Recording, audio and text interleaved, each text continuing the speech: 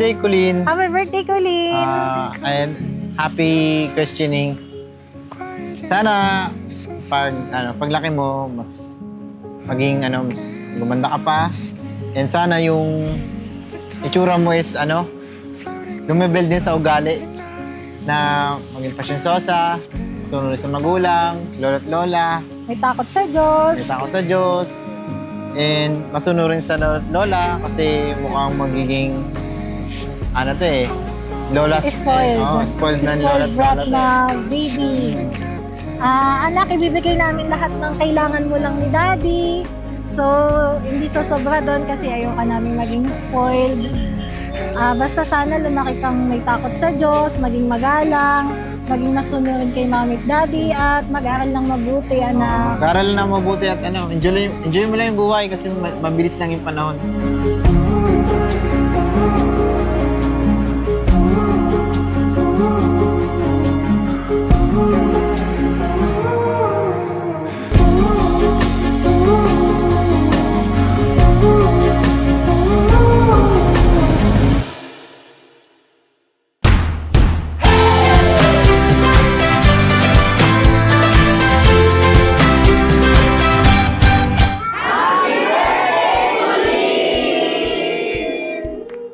Mahirap sa isang first-time parent na from binata, tapos naging parent, and talaga mabubulaga ka kapag hindi ka prepared, diba? Kami nga kahit pa paano napagandaan namin, nabulaga pa kami. Yes, especially sa expenses and finances. Talagang super hirap magkaroon ng baby, kaya yon. So, pero worth it naman ang lahat kay Daphne. Siya yung unexpected baby namin kasi may na-diagnose ako na may PCOS ako eh. So, tapos bigla kami nagkaroon ng gift from God.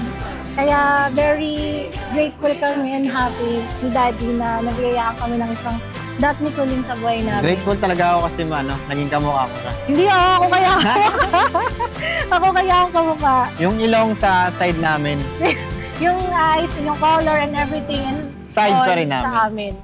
yung height, Sa amin. sa kay Lolo. Kay Lolo. Yun.